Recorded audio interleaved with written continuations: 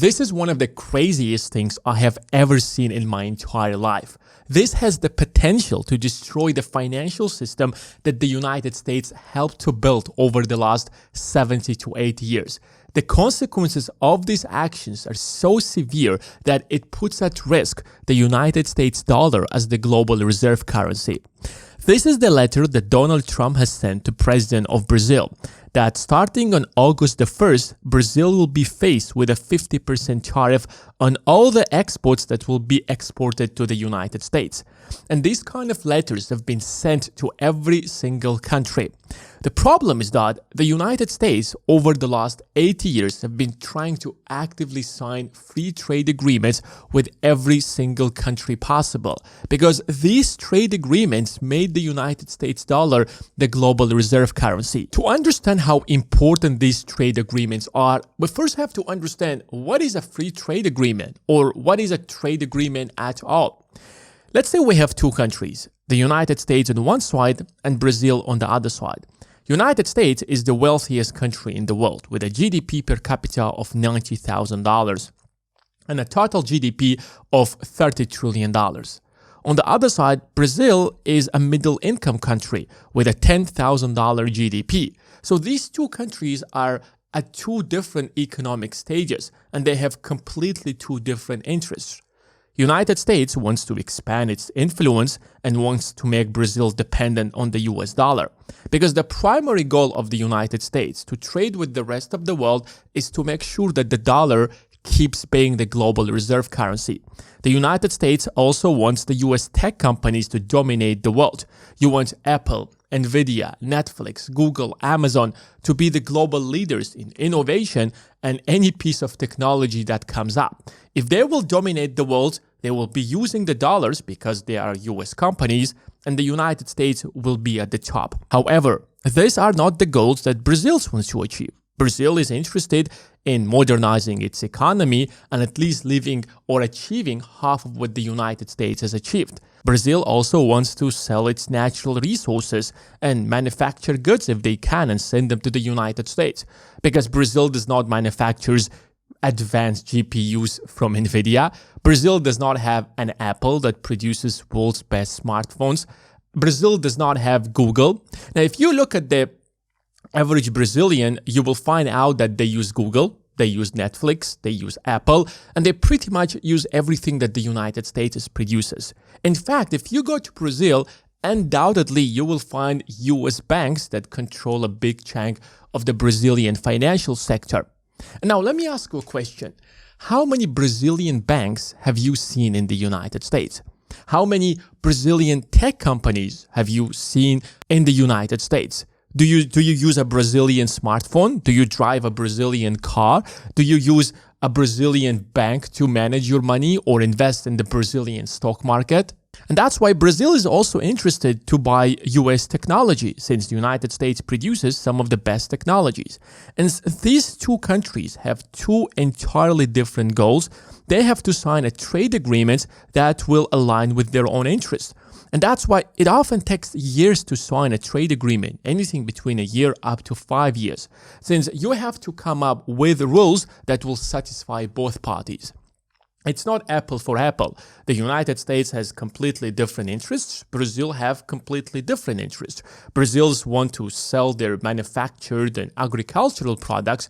United States wants to keep the dollar as the global reserve currency. But to sign, for example, a free trade agreement, it will take you years since you have to negotiate every single industry, every single sector.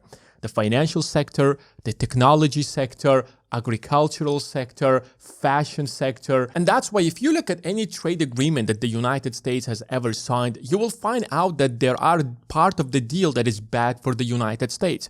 On the other side, there are part of the deal that is bad for Brazil, that is bad for Japan, that is bad for South Korea.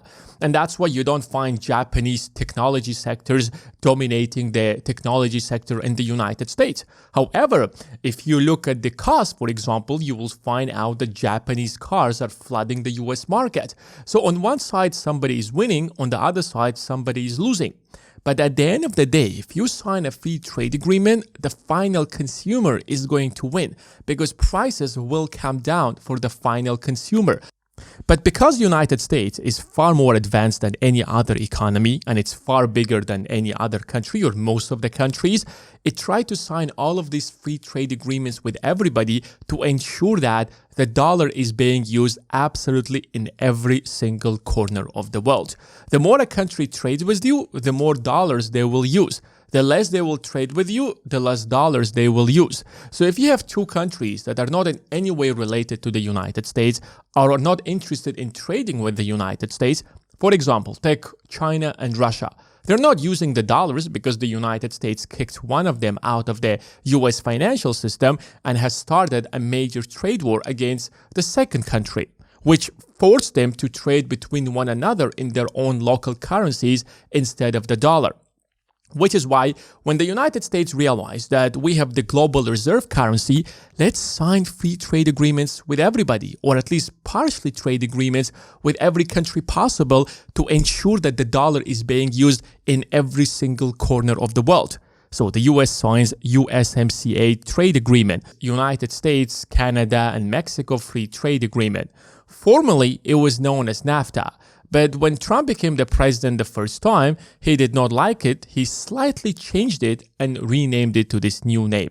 The United States has also signed a free trade agreement with Central American countries. It also has signed free trade agreements with over 20 countries, and also partial free trade agreements with multiple countries. You see, at the end of the day, not every single country is interested in a free trade agreement because they have to get something out of this deal in order to make it attractive for them.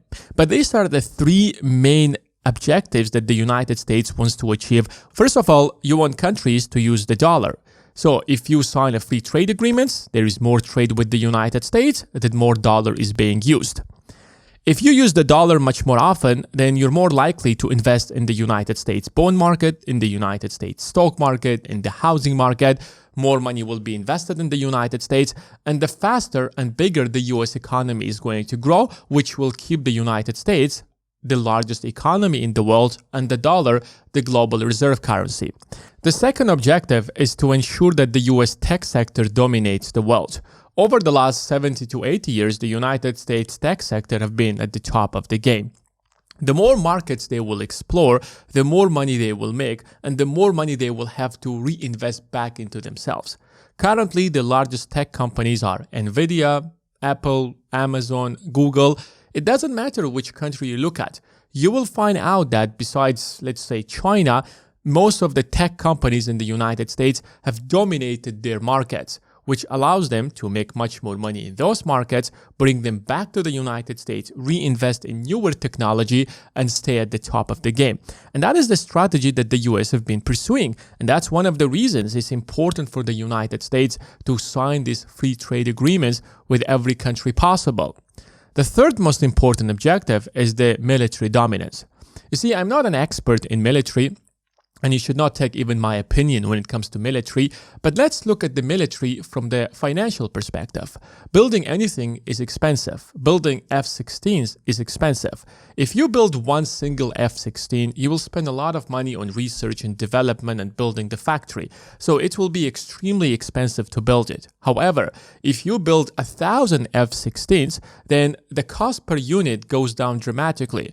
Which is why if you want a military dominance, you want more countries to buy your own military, which is why part of the trade agreements is that those countries buy American weapons, so companies such as Boeing, Lockheed Martin start making much more profits, which allow them to reinvest back in better technologies, which keeps the American military the most powerful military in the world. These three objectives force the United States to sign as many free trade agreements as possible with as many countries as possible.